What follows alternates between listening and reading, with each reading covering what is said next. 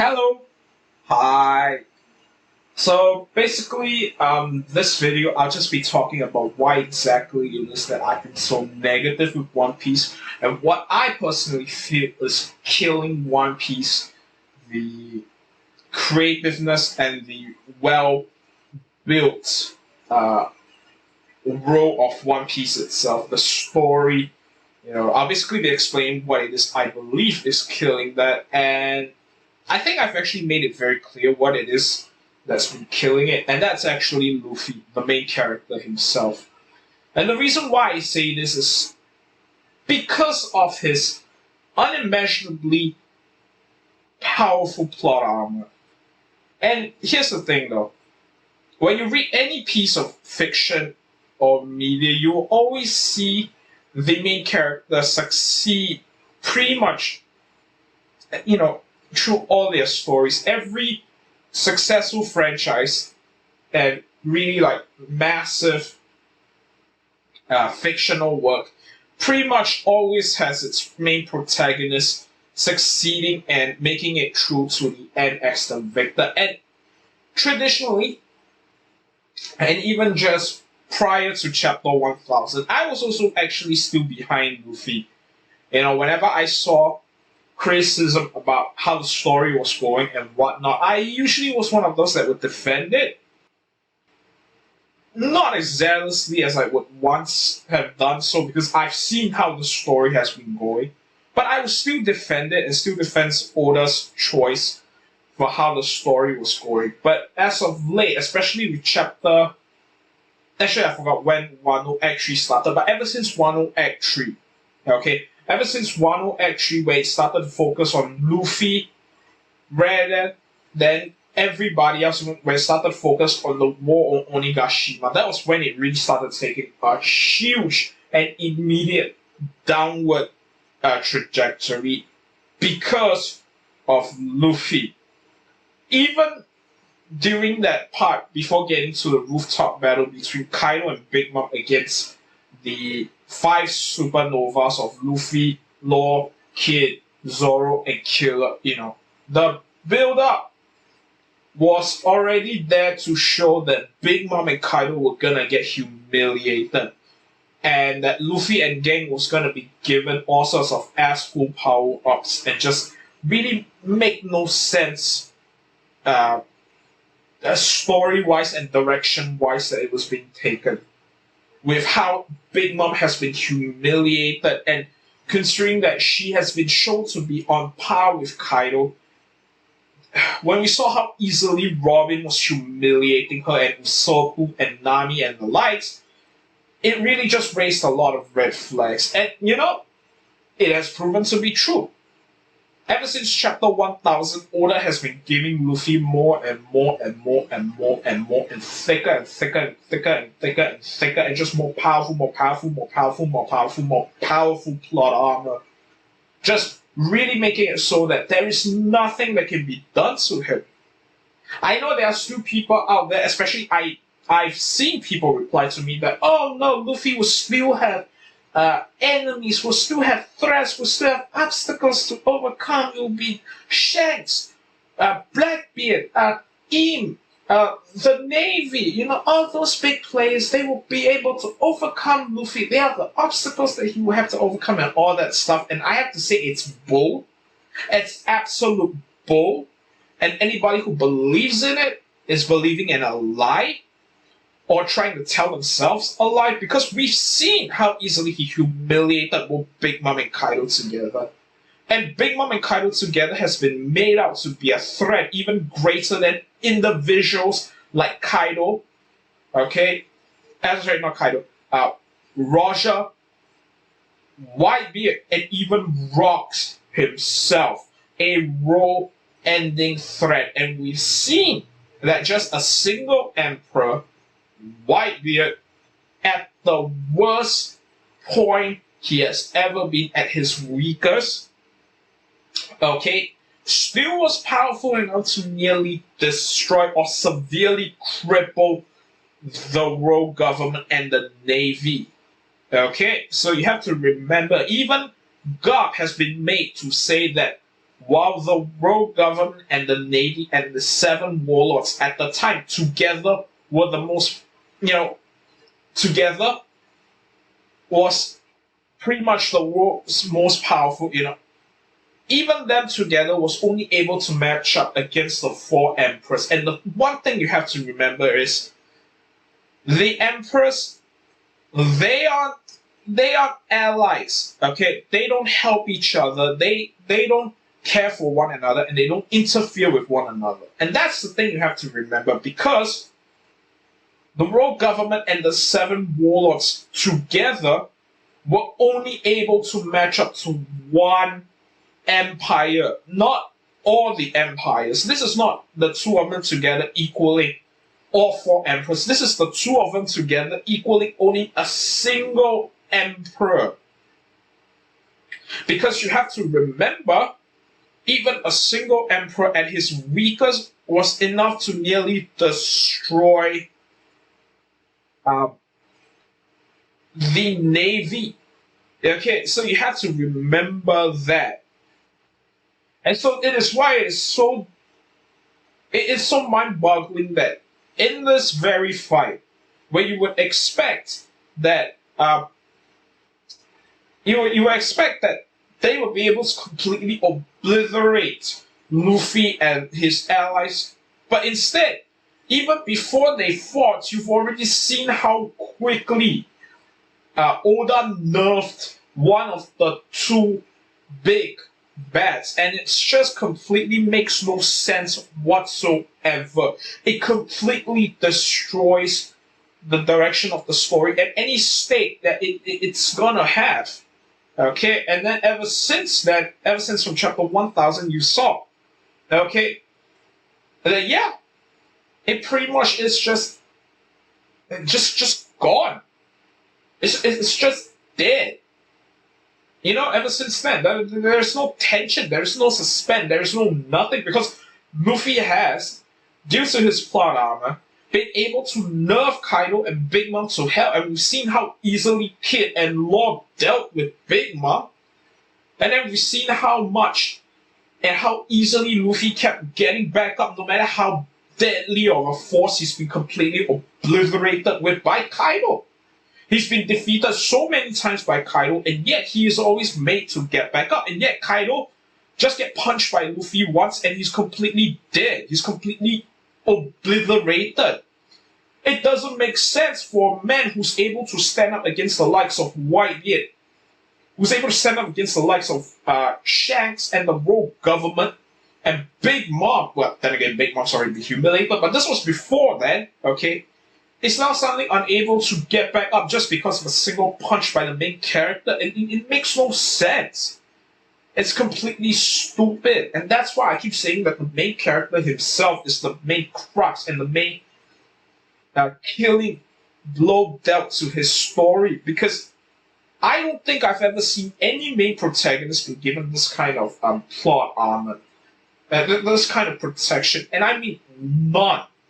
I have never seen it with guys like Harry Potter, never seen it with guys like Goku, never seen it in any movies, okay, not with the guys like William Turner, Jack Sparrow, or any of them. You don't see it in any story. You don't see it in any Marvel story. You don't see it in any DC story. You don't see it in any of them. There are still limits, and there's still logics in the stories. You see the main characters, and they all at least somewhat make sense, even if it's not in our real world or our reality. It's in the reality of the story itself, in the context of the story. Everything makes sense. There's progression and there's plot. Hell, even Welcome to Demon School Irumaku. That is my current, like, one of my most favorite manga right now, currently. Okay, and in that, Iruma, since chapter 1, since day 1, has been shown to be exceptional beyond exceptional, okay? And he always wins. We've seen him achieve success after success after success without losing, okay? He's always won. He's always been presented as this end-all, be-all. And we've seen it, okay? And yet, I've never once been taken out of the story, or Because it's been shown, it's been built up that he is not just beyond special, that they've shown that he grows at an exponential rate, something Luffy has never been shown to be. Okay, Luffy has always been shown to be a normal scrub. He grows at the same rate as any normal shonen protagonist. And even just pre-time skip before all the bullshit plot armor that made him keep winning against guys like Doflamingo because he got nerfed, Katakuri because he got nerfed, Cracker because he got nerfed and IQ killed off, Big Mom before she got nerfed and killed off, Kaido before she got nerfed and killed off. He was at least still progressing at a normal shonen protagonist pace, matching every other you've seen.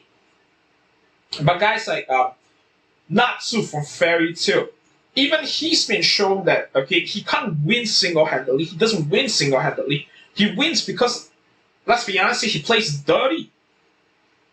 Everybody gangs up on the big bad, the really big bad, and he can't win on his own. Okay, and he's been shown to grow at the same rate as Luffy, or even guys like, say, Ichigo from Bleach, or Naruto from Naruto. All of them have been shown to grow at the normal shonen protagonist rate.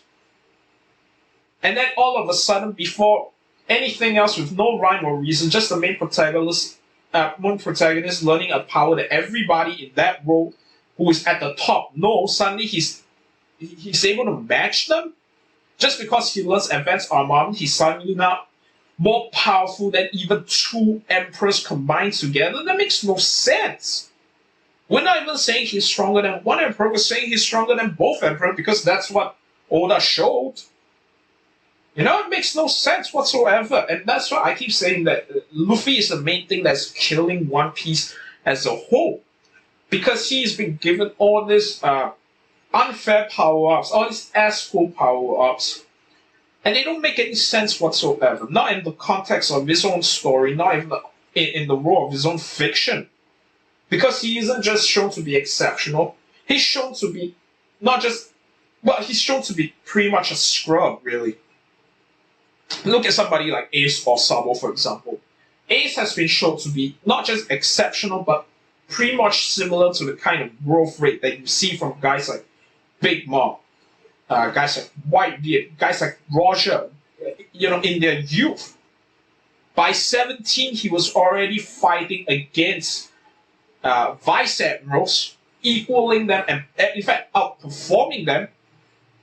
And he's already been shown to be able to outperform even one of the 7 warlords of the sea in Jinmei. And we know how powerful Jinmei is. Okay? So it's like, he's so powerful already by then. He was already able to match up to an admiral by the age of 20. Sure, he lost to Akainu, but he was able to match up to Akainu for quite a few seconds. Whereas Luffy got one-shotted like barely anything at all by all of the admirals. Okay, and then you're expecting me to believe that this scrub, who grows at the rate of any other normal shonen protagonist, is somehow now able to grow at this exponential rate and match up to an emperor, and not just any emperor, match up to 2 emperors. Well, you can't, because that makes no sense. And then we talk about the IQs of the emperors, then we talk about the IQ of every antagonist, then we talk about their powers and how it's been nerfed to hell, and they've been shown to not even be able to deal with the grunt of the main protagonist's allies and whatever. We're not talking about even like the high-ranking ones, we're talking about the lower tier, bottom level bargain being trash. Okay, and I just don't really know how else to say except for the fact that, yeah, they've been nerfed to hell. Just really nerfed to hell. And you have to understand that you can't write a story like this and continue moving forward and trying to write up more new conflicts and whatever, because there is no conflict. What else? And where else is this story gonna go, huh? Seriously, question. Where else is this story gonna go? Nowhere. There is no obstacle, there is no plot that Luffy cannot Deus Ex Machina his way to victory against. After crushing 2 emperors, who else is going to be able to stand up against him? Let's be honest here. Definitely sure ain't the Navy or whatever secret weapon they have. Because what secret weapon do they have that can match up to two emperors at the peak of their power with no nerfs whatsoever? Nothing. That's what. What do they have that can match up to 50, even 60,000 soldiers from people like Big Mom and Kaido, pretty much matching to over half of their entire force? Oh, who can match up to that? And each of them have officers that can take on an admiral. So how else are you going to be able to stop them?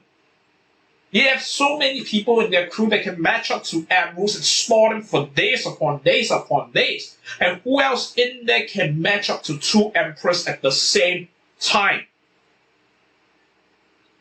Garp and Sengoku, where it took the two of them over half a day to capture Shiki?